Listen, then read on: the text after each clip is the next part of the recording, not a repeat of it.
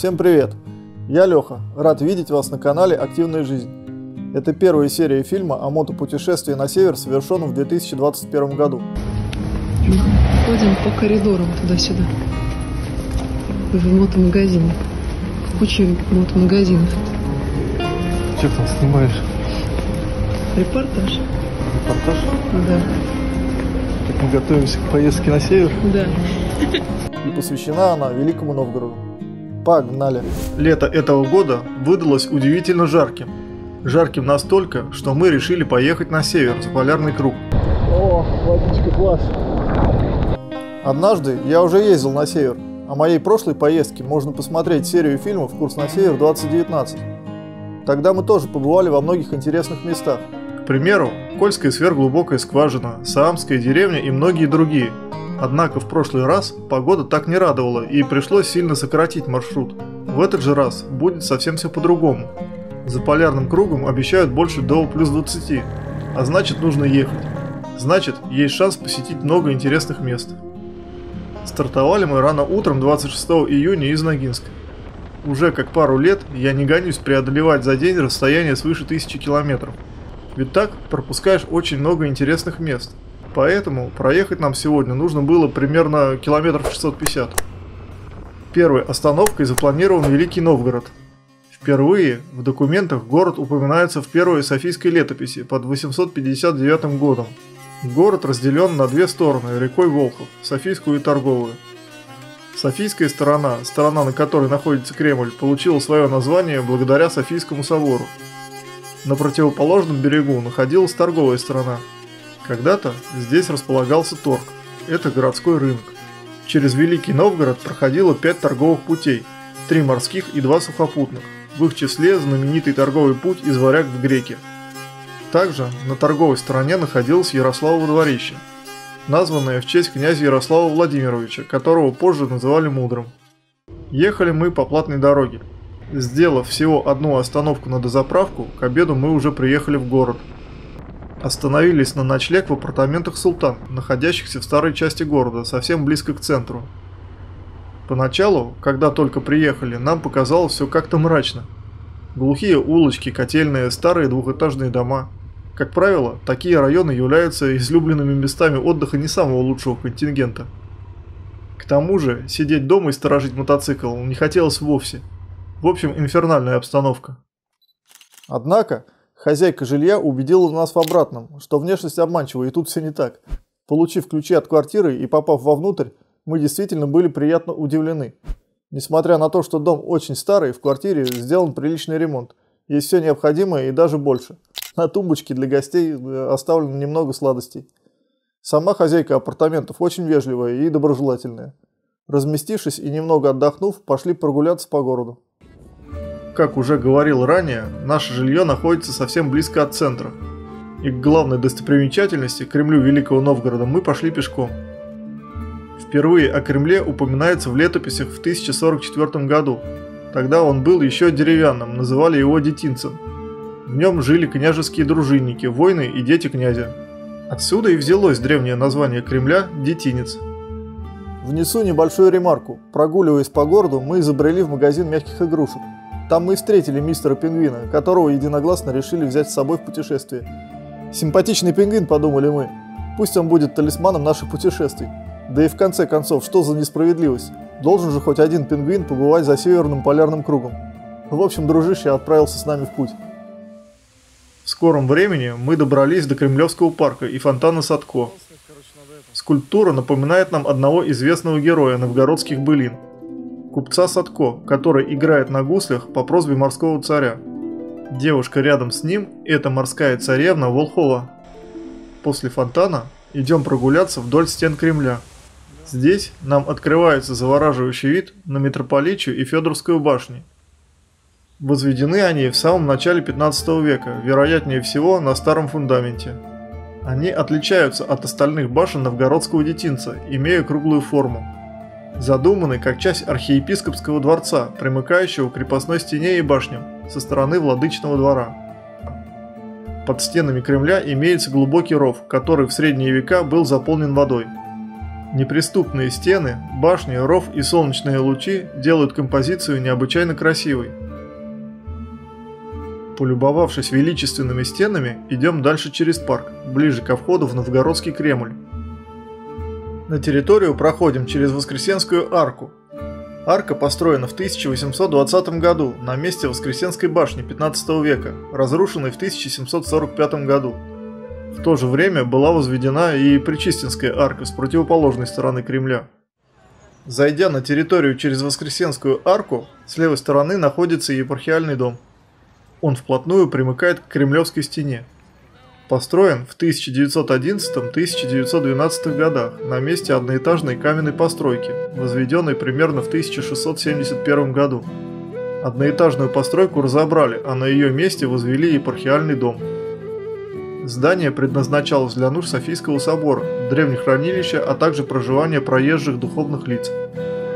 После Октябрьской революции здесь был театр, а во время Великой Отечественной войны немецкие оккупанты устроили в театре конюшню. Работы по реставрации провели в 1945-1947 годах. Здание оформлено в стиле псевдоклассицизма. Пройдя немного дальше, с правой стороны находится знаменитый памятник Тысячелетия России. Монумент воздвигли в 1862 году в честь тысячелетнего юбилея призвания варягов на Русь. 1000 лет назад славянские племена, жившие в этих землях, воевали между собой. Они никак не могли между собой договориться и остановить эти войны. И вот однажды они собрали вече, общий совет, на котором приняли решение найти себе правителя, который наведет в этих землях порядок.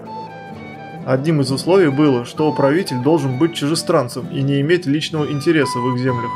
Такой правитель нашелся, и по одной из гипотез им стал датский конунг Рерик Ютландский, который и является одним лицом с основателем рода Рюриковичей, князем Рюриком. Памятник имеет вид огромного шара державы на колоколообразном постаменте. По некоторым данным, он был предназначен, чтобы благовестить потомкам о героическом прошлом России.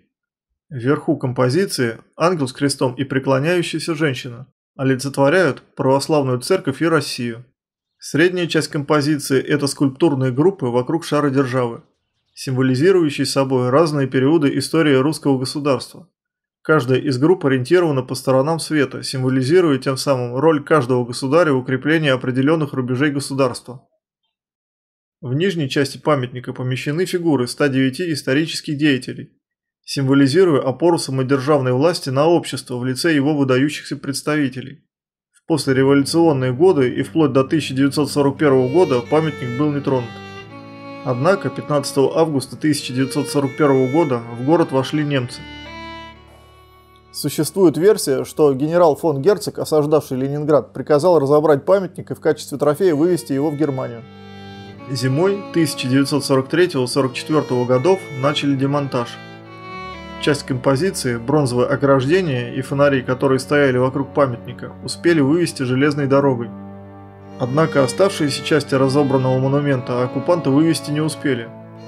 20 января 1944 года Великий Новгород был освобожден советскими войсками. Но все же памятник довольно сильно пострадал. Было принято решение восстановить монумент в первоначальном виде в кратчайшие сроки. После этого памятник был торжественно открыт 2 ноября 1944 года. В последующие годы также проводились реставрационные работы. Посмотрев на величественный памятник, идем в сторону звонницы Софийского собора. Звонница, предположительно, была построена в 1439 году. Во всяком случае, это подтверждают результаты археологических раскопок 1995 года. Тогда определили, что лежни под фундаментом звонницы имеют дату происхождения 1437 года. Первое упоминание в летописях о звоннице также идет от 1437 года. По тем сведениям, было сильное наводнение, во время которого звонница и крепостная стена упали в реку Волхов. В годы Великой Отечественной войны, в августе 1941 года, когда фашисты приближались к Новгороду, поступил приказ эвакуировать колокола из звонницы. Однако, во время эвакуации 3 самых больших колоколов на барже в судно попала авиабомба, и колокола затонули в реке Волхов. 2 других колокола закопали недалеко от Детинца. Сама звонница также прилично пострадала во время бомбежки и артобстрела. В 1948 году она была восстановлена. С тех пор и до наших дней звонница много раз меняла свой облик. Также про данное место есть легенда. Однажды, находясь в Новгороде, царь Иван Грозный переправлялся по Великому мосту через Волхов, верхом на коне. Звонарь Софийской звонницы, увидев царя, забил в колокол с такой силой, что царский конь испугался, встал на дыбы и сбросил с себя царя. За это Иван Грозный повелел отрубить колоколу все уши, оставив одно центральное. Так и висел этот колокол в звоннице на одном ухе, получив свое название «Безухий». До наших дней безухий колокол не сохранился. В настоящее время звонница используется по своему прямому назначению, а также здесь представлена выставка древнейших колоколов Великого Новгорода. В связи с ограничением числа посетителей, подниматься на смотровую площадку в звоннице и проходить само здание мы не стали. Слишком у нас мало времени для ожидания, а посетить хотелось еще много чего. Дальше, пройдя через Пречистинскую арку, выходим за территорию Детинца. Пройдя через ворота и немного прямо, оказываемся на смотровой площадке. Здесь много разных сувенирных лавок. С правой стороны находится огромный шикарный пляж. Честно говоря, не ожидал такого увидеть. Пляж очень достойный. Позже мы обязательно искупаемся, к тому же погода этому благоволит. Кстати, в этот день на пляже проходил турнир по пляжному волейболу. Царила очень энергичная, зажигательная и позитивная обстановка. В какой-то момент поймал себя на мысли, что едем не на север, а в какой-то пляжный тур. Что же, значит пусть будет так, надо ловить момент и получать удовольствие. Идем дальше через Кремлевский мост и наслаждаемся великолепными видами. На противоположном берегу виднеется аркада гостиного двора. А где-то там за горизонтом река Волхов берет свое начало, вытекая из озера Ильмень. От моста, немного ниже по течению, пришвартовано судно, стилизованное под старинный вид. Однако это вовсе не судно, а ресторан-фрегат. Оказавшись на противоположном от кремлевских стен берегу реки, отправляемся посмотреть на историческое сооружение – аркаду гостиного двора, вернее то, что от нее осталось. В XI веке на этом месте располагался княжеский дворец, а с XII по XV века была здесь Вечевая площадь. Впервые же о гостином дворе упоминается в 1606 году, когда был пожар. Погорели все ряды, Великий мост и половина гостиного двора. Закончили ремонтно-восстановительные работы уже ближе к 17 веку. Сохранившаяся аркада до наших дней имеет отношение ко второй половине 18 века. К этому же времени относятся и разрушенные во время Великой Отечественной войны корпуса торговых рядов. Обходим стены гостиного двора и идем гулять по скверам Ярославова дворища. Здесь находится обелиск в честь 30-летия подвига героев Советского Союза, сержанта Герасименко и красноармейцев Черемнова с Красиловым. В ночь на 29 января 1942 года во время разведки боем сержант Герасименко с красноармейцами Черемновым и Красиловым без команды и каких-либо приказов закрыли своими телами амбразуры вражеских дзотов, тем самым отдав своей жизни за сохранение своего отряда, жизней своих товарищей. Дзоты замолчали, а оставшиеся в живых бойцы смогли уничтожить вражеский гарнизон. Благодаря отважному подвигу разведгруппа смогла выполнить боевую задачу и нанести значительный урон врагу. Помните, люди, о подвигах солдат, проливавших за нас кровь. Пройдя чуть дальше обелиска, упираемся в воротную башню гостиного двора. Когда-то ее еще называли Вечевой башней, а когда-то считали, что это была гридница на княжем дворе. Однако, совсем недавно было установлено, что это все же воротная башня гостиного двора, построенная в 1686 году. Сразу за воротной башней находится Пятницкая церковь и Николо-Дворищенский собор. Пятницкая церковь является одним из интереснейших архитектурных памятников. Берет она свое начало аж в 1156 году. Тогда она, правда, была еще деревянной, выстроена заморскими купцами. А в камне была выстроена, согласно летописям, примерно в 1207 году, опять же заморскими купцами.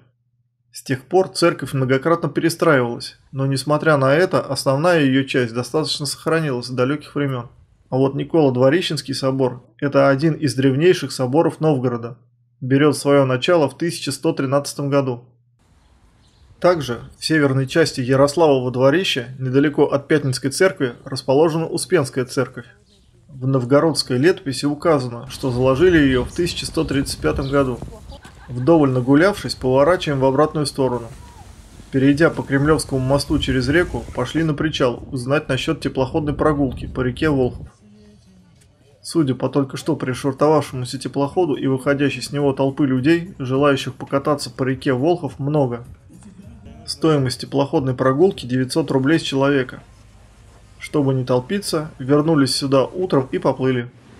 Прогулка длится примерно пару часов вверх по реке Волхов, немного не доплывая до озера Ильмень, свернув в Сиверсов канал и сделав остановку в Рюриково городище. Проплыв аркаду гостиного двора, мы видим чуть дальше деревянные сооружения. Это современное сооружение, своего рода театр. Здесь показывают оперу Садко. Сразу же за театром находится гостиница «Россия». Недалеко от этого места, на территории 38-го квартала, проводились археологические раскопки и были найдены следы немецкого двора. Новгородцы были партнерами Ганзы. В Ганзу входили города Прибалтики, Польши, и во все времена ганзейскую торговлю в руках держали немцы. В наши дни существует новая Ганза. Новый Ганзейский союз, в который входит более 180 городов европейских государств, в их числе древние города России, Великий Новгород, Псков и другие. До пандемии Ганзейский союз ежегодно отмечал свои дни в разных своих городах. К примеру, в 2009 году в Новгород на празднование приехало более 5000 немцев, что довольно хорошо отразилось на экономике города. Самый расцвет же торга был во времена Ивана Грозного в 16 веке. На торгу было 1800 лавок, торговали много чем. Сюда привозили ткани из Западной Европы, керамику из Золотой Орды, украшения сирийские и византийские. Из Германии и Прибалтики привозили янтарь и хрусталь. А вывозили из Новгорода воск, лен, меха, сало, пеньку и ценную рыбу. Главными торговыми партнерами Новгорода были немцы. Однако летописи 13, 14 и 15 веков богаты на сведения о том, что немцы часто обманывали новгородцев. К примеру, не доливали вино в бочки или привозили ткани размером, не соответствующим заключенному договору. В то же время и новгородцы промышляли обманом, к примеру, продавая куски воска, схожие внешне с головками сыра. Так вот, в эти куски воска, чтобы увеличить их вес, заливали камни и другие тяжелые предметы, так что обман был взаимным. На кругах с воском ставилась печать новгородского архиепископа, подтверждающая качество и подлинность товара. За выявленный обман купцов наказывали, изымали весь товар. Без разницы, был это русский или иностранный купец. Судом руководил Тысяцкий, это должностное лицо княжеской администрации. На его должность раз в год на вече выбирали нового человека, чтобы он не успевал обрастать материальными благами. Весь изъятый товар шел в пользу господина Великого Новгорода. Проплыв еще чуть выше по течению, встречаем торчащие из реки каменные опоры. Здесь хотели построить мост накануне Первой мировой войны. Сделали насыпь на левом и правом берегах, в реке поставили основание под мост. Но началась Первая мировая война, и выделенные деньги для строительства были переброшены на военные цели. А моста здесь как не было, так и не планируется его строить. Проплыв еще полкилометра, мы покидаем воды Волхова и сворачиваем в Сиверсов канал. Он вырыт вручную, предназначен для соединения рек Волхов и Мста в обход озера Ильмень. Имеет протяженность около 10 километров. Вырыт во времена новгородского губернатора Якова Сиверса. На берегу виднеется археологический памятник Рюриково городище, туда-то мы и пойдем. Во время раскопок здесь обнаружены самые древние культурные слои в черте города. Как говорил ранее, Великий Новгород впервые в летописях упоминается под 859 годом, как город, построенный славянскими племенами. Словения, как сами они себя называли, означало «владеющий словом», говорящий на понятном языке. В отличие от соседних народов, язык которых словени не понимали, эти народы они называли немцами, то есть немыми. До сих пор вопрос о происхождении города остается открытым. Считается, что первоначально возникает Рюриково городище, затем вниз по течению возникает крепость, в наши дни Новгородский Кремль. Крепость начинают называть новым городом, новым по отношению к Рюрикову городищу. Такова суть одной из гипотез возникновения Новгорода. А вообще, до 7 века здесь, на северо-западе, обитали финно-угорские племена – Кривичи, Меря, Чуть. На возвышенности жили скандинавские племена. Как пишут в летописи, шведские воины приезжали сюда, работали, богатели и обратно уезжали в Швецию. Также в данных местах было найдено много серебра, принадлежащего скандинавской знати. Чуть ниже Рюрикова городища, на берегу реки, стоят деревянные сооружения. Их возвели в 2019 году, во время съемки сериала «Рюриковичи». После съемок сооружения решили оставить на память. К сожалению, на территории импровизированного укрепления все заросло. Погуляв немного и осмотрев строение, мы вернулись на теплоход. Дальше поплыли к истокам реки Волхов. К месту, где река вытекает из озера, озеро Ильмень. Озеро Ильмень имеет огромную площадь, примерно 1000 квадратных километров. Оно является погодообразующим для Новгорода. Почти все дожди на город идут отсюда. В это озеро впадает 52 реки, и все они имеют женские названия, а вытекает из озера лишь единственная река – река Волхов. Впадает в Волхов в Ладожское озеро, длина реки 225 километров. На протяжении всей длины река является судоходной. Очевидно, в реке присутствует теплое течение в связи с тем, что середина Волхова не замерзает даже в самые суровые зимы. Также в летописях есть информация, что когда очень много снега, примерно раз в 100 лет, река течет вспять, не из Ильмень в Ладогу, а наоборот. Поплавав у истоков Волхова, теплоход разворачивается и плывет в обратную сторону. На обратном пути проплываем Юрьев монастырь. Это мужской монастырь, является одним из древнейших монастырей России. По преданию, основан в 1030 году князем Ярославом Мудрым. Ярослав Владимирович в святом крещении носил имя Георгий, в русском языке имя имеет форму Юрий, отсюда и пошло название монастыря. В летописи упоминается впервые в 1119 году. В этом же году, по приказу князя Мстислава Великого, был заложен храм из камня. До этого все строения были деревянными. Во время Великой Отечественной войны в монастыре разместились немецкие и испанские воинские части. В эти годы здания монастыря терпели серьезные разрушения. В послевоенные годы и вплоть до конца 1980-х годов на территории монастыря жили люди. Здесь были почта, техникум, продовольственный магазин и другие социальные объекты. Монашеская община восстановлена в 1995 году. Плывем дальше и наслаждаемся видами. Через некоторое время прибываем к нашему причалу и выходим на берег. Так как время у нас еще есть, решили прогуляться по Софийской набережной. Набережная проходит вдоль стен Кремля. Территория очень ухоженная, есть велосипедная дорожка и оборудованный отменный пляж. В конце набережной упираемся в Екатерининскую горку. Здесь находится смотровая площадка и монумент Победы, который воздвигнут в честь победы Советского Союза над фашизмом. Торжественное открытие монумента состоялось 20 января 1974 года, в день 30-летия освобождения Великого Новгорода от фашистских захватчиков. Отдохнув денек в Великом Новгороде, на утро мы отправились дальше, на север. Конечно, один день – это очень мало для Новгорода, ведь здесь еще очень много чего посмотреть, как в самом городе, так и в окрестностях. Однако сейчас у нас другой маршрут, а значит сюда, скорее всего, мы еще вернемся. Уже отдельной поездкой, целенаправленно.